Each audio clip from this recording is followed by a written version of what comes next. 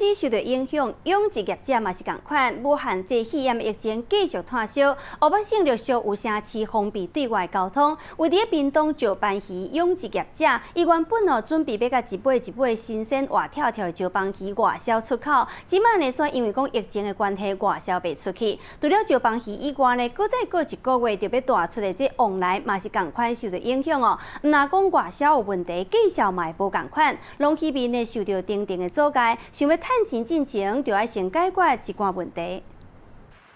饲鱼的无因伫鱼丸仔内底掠活跳跳的石斑。爸，先过来啦！本来只青个大尾石斑，拢是准备要销去中国卖一个好价销的，即马煞因为武汉肺炎，互外销出问题。大家要销要几半来啊！即摆伊都今年过来就开始休困，大家拢嘛无出去买啊，嘛无法度通靠。运价边到底因迄边无消费嘛是无效啊，拢无嘛是拢封锁去啊。那屏东的石斑另外还有这。会做几啊？这阵足甜啊！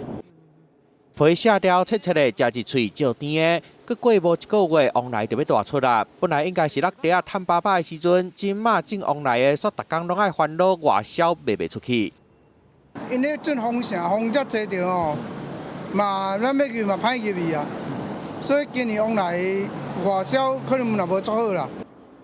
这5年来，台湾主要出口的果子前3名是往来适克甲无国柑。伫107年的时阵，敢若往来就出口31000多吨去中国。不过这阵啊，敢若受到疫情的影响，唔若外销出问题，价销嘛底咧变，互农民头壳摸咧烧。上少有50%，销大了。啊，如果销袂过，若销袂过，台湾就家己凄惨啊，大家都烦恼啦。因为咱台湾的往来准现在是产量超过，要靠咱台湾人家己食，保证食袂了啦。